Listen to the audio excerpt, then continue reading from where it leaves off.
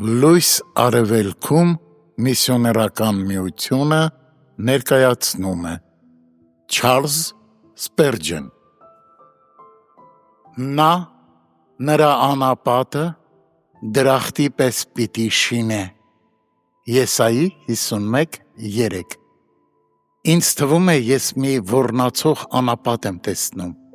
մի մեծ ու սարսափելի ամայություն, ինչպես Սահարան է։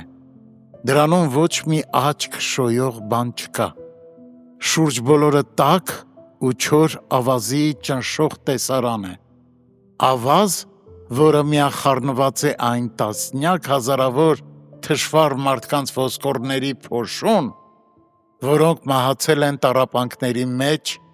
մոլորվելով անխիղ ճանապատում։ Ինչպիսի սոսկալի տեսարան, ինչ սարսափելի է ավազի անծայրածիր օվկիանոս, որտեղ կյանքի նշույլ չկա, լքված մարդկության մռայլ գերեզմանոց։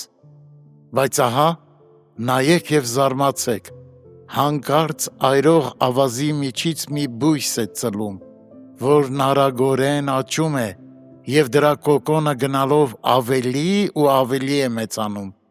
Այնուհետև կոկոնը բացվում է և պարզվում է, որ դա վարդ է։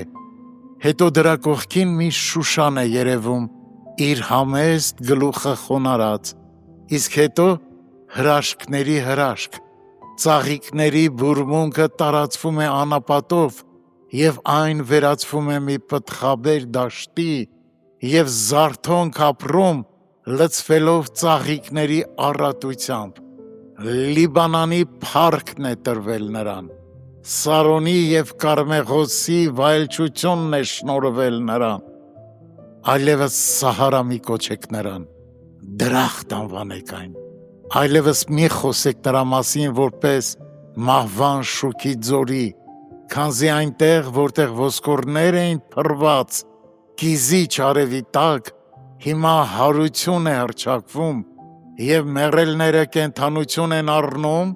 ու հզոր բանակ դառնում լցված հավիտենական կյանքով։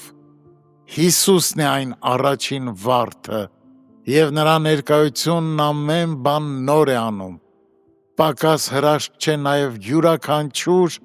անհատի փրկությունը։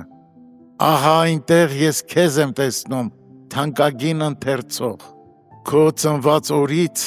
երեսից չգցված, չլվացված և խանձարուրով չփաթաթված, արյանդ մեջ թավալվելիս, Եզեկիա 16:4-6։ Բայց ահա աստվածային ձեռքը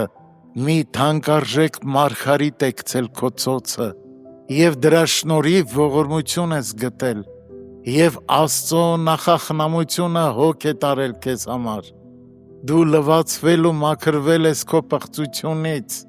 որդեգրություն ես ստացել ու երկնային ընտանիքի անդամ դարձել, և հիմա սիրո անխախտ կնիքը քո ճակատին է, և հավատարմության մատանին քո մատին։